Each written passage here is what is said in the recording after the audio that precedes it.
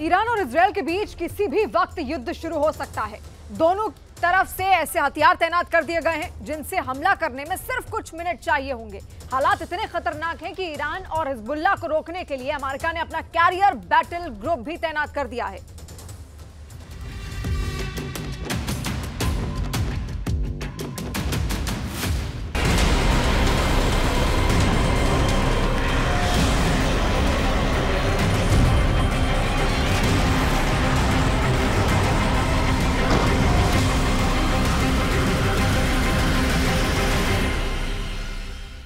אנחנו לוקחים ברצינות את ההצהרות והאמירות של אויבינו, ועל כן אנחנו ערוכים במוכנות שיא בהתקפה ובהגנה, ואנחנו נפעל על פי הנחיות הדרג המדיני.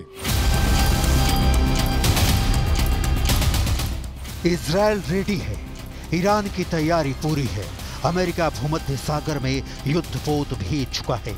England, Germany, France साझा बयान जारी कर चुके हैं। ईरान करने वाला है इजराइल पर अब तक का सबसे बड़ा हमला। सुप्रीम लीडर अयातुल्ला खामनेई ने कर लिया है पक्का फैसला। तेहरान में हमास के लीडर हानिया को मारने का बदला लेगा ईरान। ईरान इजराइल में छिड़ने वाला है घनघोर युद्ध। אנחנו עוקבים אחרי מה שקורה ספציפית מול איראן. עם כל היכולות שלנו, אנחנו גם לא עוקבים לבד. עוקבים עם ארצות הברית ועם שותפים נוספים. אני לא מכיר את הערכה הזו, ולא יודע להתייחס אליה באופן ספציפי, ואני עומד איתן סביב מה שאמרתי. אנחנו נעדכן את הציבור באופן מיידי. द्वंद्व कहां तक पाला जाए, युद्ध कहां तक टाला जाए, ईरान के सर्वोच्च नेता अयातुल्ला खामनेई के दिमाग में ये बिल्कुल क्लियर हो चुका है कि इजराइल को अगर सबक नहीं सिखाया गया तो अरब वर्ल्ड में ईरान की सुपरमेसी की भावना धूल धूसरी हो जाएगी। लिहाजा जरूरी हो गया है कि इजराइल पर ईरान की फौज टूट पड़े। पश्चिमी मीडिया में इस बात की रिपोर्ट छप रही है कि ईरान इजराइल के खिलाफ हमले की तैयारी में बस कुछ घंटे और देरी कर रहा है, उसके बाद युद्ध तय है। सऊदी अरब, तुर्की, जॉर्डन और कई पश्चिमी देशों समेत कई देशों ने अपने नागरिकों से लेबनान छोड़ने की अपील की है, क्योंकि उन्हें डर है कि अगर इजराइल ने सीधे हमला किया तो देश पर भारी हमला हो सकता है। कहा जा रहा है कि ईरान ने इजराइल पर हमले के लिए मिसाइल और ड्रोन यूनिट्स को ठीक उसी तरह से तैयार किया है जैसा उसने अप्रैल के हमले से पहले किया था।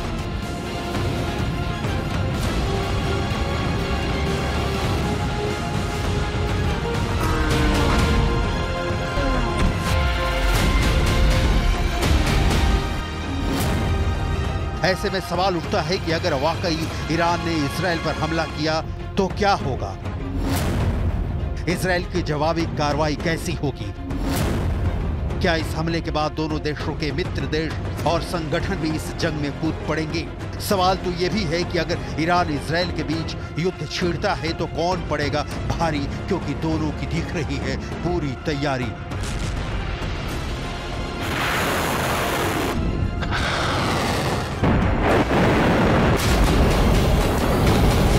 יש לנו תוכניות תקיפה רחבות מאוד ומוכנות גבוהה לביצוע. חיזבאללה מתכנן לפעול, אנחנו לא מחכים מנגד. תוקפים כל הזמן ומסירים איומים ברגע שאנחנו מגלים אותם. אנחנו במוכנות שיא למשימה הזו. ईरान और इजराइल की ताकत की डिटेल आपको आगे दिखाएंगे। अभी ईरान इजराइल वॉर हुआ तो कौन करेगा किसकी मदद, ये गूढ़ा भाग समझना बहुत जरूरी है। अमेरिका और ब्रिटेन जैसे मित्र देशों ने इजराइल की मदद के लिए उसके इर्द गिर्द अपने फाइटर जेट्स और युद्धपोतों को तैनात करना शुरू कर दिया है। अमेरिकी रक्षा मंत्री लॉयड ऑस्टिन ने कहा है कि उनका देश इजराइल की रक्षा के लिए हर संभव कदम उठाएगा। अमेरिका ने इजराइल पर ईरान के हमलों को देखते हुए मध्य पूर्व में USS Abraham Lincoln carrier strike group को तैनात कर दिया है। इस स्ट्राइक ग्रुप में कई विध्वंसक, mine sweeper, tanker, anti submarine warfare और फ्रिगेट युद्धपोत शामिल हैं। अमेरिकी नौसेना का USS Theodore Roosevelt carrier strike group भी इन दिनों मध्य पूर्व में गश्त लगा रहा है। इस स्ट्राइक ग्रुप में भी कई दूसरे युद्धपोत और पनडुब्बियां तैनात हैं। एयरक्राफ्ट कैरियर अब्राहम लिंकन खुद में चलता फिरता शहर है, जिस पर 80 से ज्यादा एयरक्राफ्ट और 3000 से ज्यादा नौसैनिक तैनात होते हैं।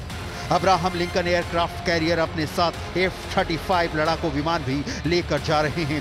F-35 को दुनिया का सबसे एडवांस लड़ाकू विमान माना जाता है।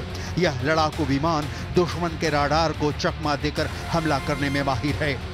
एयरक्राफ्ट कैरियर अब्राहम लिंकन पहले आराम से इस क्षेत्र की तरफ बढ़ रहा था, जहां इसे USS Theodore Roosevelt aircraft carrier की जगह लेना था, लेकिन अमेरिका के रक्षा मंत्री ने इसे तेजी से आगे बढ़ने का आदेश दिया है। अमेरिका ने मध्य पूर्व में समुद्र के अंदर के खतरों से निपटने के लिए पनडुब्बी USS जॉर्जिया को भी तैनात किया है। USS जॉर्जिया ओहियो क्लास के बैलिस्टिक मिसाइल पनडुब्बी है। यह पनडुब्बी 46 किलोमीटर प्रति घंटे की स्पीड से चल सकती है। इसके अलावा इस पनडुब्बी पर 21 इंच के हैवी टॉर्पीडो और 154 टॉमहॉक क्रूज मिसाइलें तैनात हैं। पिछले साल अक्टूबर में बाइडेन ने पूर्वी भूमध्य सागर में इसी तरह की तैनाती का आदेश दिया था, जब दुनिया के सबसे बड़े एयरक्राफ्ट कैरियर में से एक USS गेराल्ड R. फोर्ड इस क्षेत्र में पहुंचा था और इस बेड़े में यूनाइटेड किंगडम के जहाज और जासूसी विमान भी शामिल हुए थे। अमेरिका ने ईरान के हमले के खतरे को देखते हुए मध्य पूर्व में F-22 लड़ाकू विमान को भी तैनात किया है।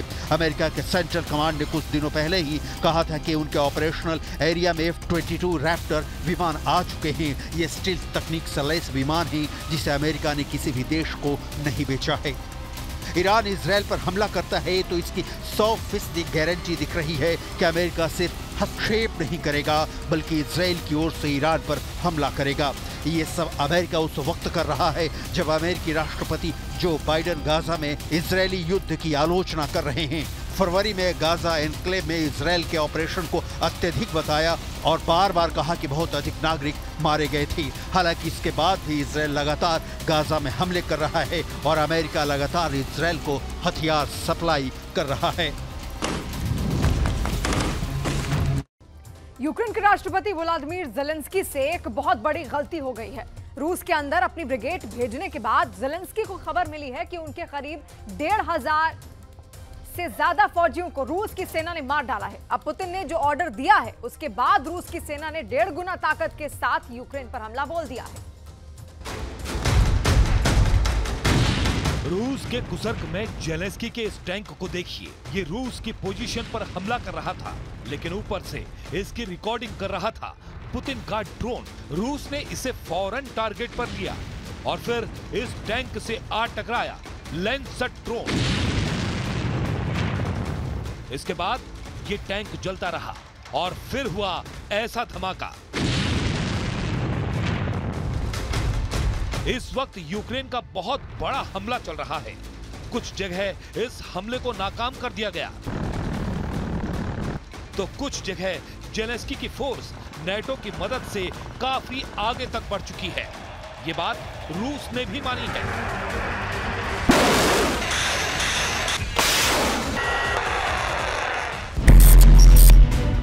यूक्रेन का दावा है कि उसने रूस के अंदर 1000 वर्ग किलोमीटर जमीन पर कब्जा कर लिया है। जेलेंस्की के कब्जे में रूस के 28 छोटे बड़े कस्बे और शहर हैं, जहां से 2 लाख लोगों को हटा लिया गया है। रूस में युद्ध से पलायन हो रहा है। 1000 वर्ग किलोमीटर का मतलब है कि 3 खार्किव शहर, ये इलाका 3 डोनेस्क शहरों के बराबर है। ये इलाका 4 मारियुपोल शहरों के बराबर है। अब जेलेंस्की ये इलाका खाली करने के लिए पुतिन से डील करना चाहते हैं, ताकि पुतिन यूक्रेन का कुछ इलाका छोड़ दें। My best guess is that Ukraine, on the one hand wanted to push back against Russia, perhaps to increase any leverage that they might have in any upcoming negotiations. And it also seems to have been an attempt to draw Russian military attention away from where they were pushing ahead. And that seems to have worked pretty well. Putin की फौज इस वक्त counter attack में busy है। जिस रफ्तार से Zelensky की सेना रूस के बॉर्डर को चीरकर कुसर्क शहर की तरफ कूच कर रही है, उससे क्रेमलिन पूरी तरह हिल चुका है। Цілком справедливо знищувати російських терористів там, де вони є. там, звідки вони завдають своїх ударів. Російські військові аеродроми, російську логістику. І ми бачимо, яку користь для наближення миру це може принести. Росію потрібно примушувати до миру, якщо вже Путін так хоче й далі воювати. रूस की फोर्स लगातार ऐसे इलाकों में मोबिलाइज की जा रही है जहां यूक्रेन की सेना सबसे ज्यादा हमलावर है। पुतिन के लिए यह खून के घूंट पीने जैसा है। इसमें कोई शक नहीं कि यूक्रेन से ऑपरेशन कुसर्क ने पुतिन को बहुत गहरा सदमा दिया है। रूस का कुसर्क इलाका यूक्रेन के उत्तर पूर्व बॉर्डर से लगा हुआ है। 6 अगस्त को यहां जेलेंस्की की सेना बॉर्डर पार करके रूस में घुस गई। इसे यूक्रेन का ऑपरेशन कुसर्क कहा जा रहा है। ये रूस के खिलाफ जेलेंस्की का अब तक का सबसे बड़ा बदला है, जिसने पुतिन की साख पर बड़ी चोट पहुंचाई है। Оперативное совещание с постоянным членом Совета Безопасности очень важный вопрос. Now there are many questions remaining about the strategic value of this territory. Why would Ukraine launch an operation like this at this point in the war when their soldiers are outmanned in the Donetsk region, which is Russia's main effort in this war at the moment? Sure, it makes Putin look bad. It might even strengthen Kyiv's hand in any future negotiation, but at what cost? Evidence is already emerging that Ukrainian forces are suffering casualties. They're losing manpower resources that they simply cannot afford to lose. रूस की सरकार का दावा है कि Ukraine के हमले में 12 लोगों की मौत हुई है, जबकि करीब 150 लोग घायल हुए हैं। और ये बात पुतिन के लिए किसी बड़े जख्म से कम नहीं है। जवाबी हमले में रूस ने यूक्रेन को बहुत गहरी चोट पहुंचाने का दावा किया है। और पुतिन का दावा तो ये भी है कि जेलेंस्की का ऑपरेशन कुसर्क पहली स्टेज में ही फेल हो चुका है। रूस के मुताबिक ऑपरेशन कुसर्क में यूक्रेन के करीब 1500 सैनिक 6 दिन के दौरान मारे गए हैं। रूस ने पिछले 24 घंटे में 260 सैनिकों को मारने का दावा किया है, जबकि 31 टैंक और बख्तरबंद गाड़ियां भी तबाह कर दी गई हैं। जेलेंस्की भी जानते हैं कि पुतिन कुसर्क को लेकर डील नहीं करेंगे। ऐसे में जेलेंस्की की सेना के लिए कुसर्क मौत का बड़ा कुआं साबित होने का खतरा है। जेलेंस्की के लिए बड़े झटके वाली बात यह है कि पुतिन ने अब 1.5 गुना ताकत से लड़ने की बात कही है। पुतिन ने अपने अंदाज में बता दिया है कि जेलेंस्की से कोई डील नहीं होगी और यूक्रेन को ऑपरेशन कुसर्क के लिए बहुत बड़ी कीमत चुकानी पड़ेगी।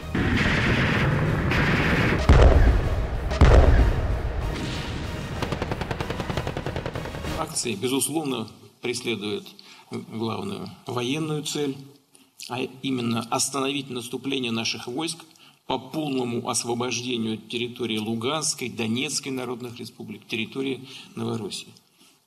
И что? Что происходит на линии боевого соприкосновения? Каковы результаты? Темпы наступательных операций российских вооруженных сил, добровольцев, ветеранов не только не снизились, а наоборот увеличились.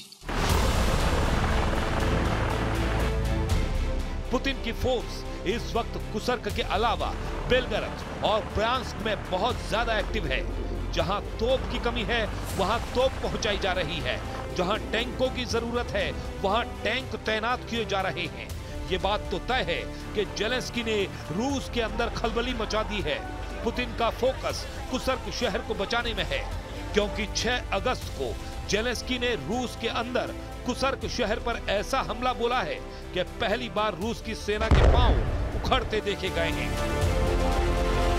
Тільки від початку цього літа і тільки з районів Курської області по нашій Сумщині було завдано майже 2000 ударів. Артилерія, міномети, дрони. Ми фіксуємо і кожен ракетний удар. जेलेंस्की को मालूम है कि अगर पुतिन पर कुसर्क में ज्यादा प्रेशर बनेगा तो पूर्वी यूक्रेन में जो दबाव उन पर बना हुआ है वो जरूर कम होगा। ये बात पुतिन की इमरजेंसी बैठक में भी महसूस की गई। Задача стоит, безусловно, перед Министерством обороны. Выбить противника с наших территорий и совместно с пограничной службой обеспечить надежное прикрытие госграниц.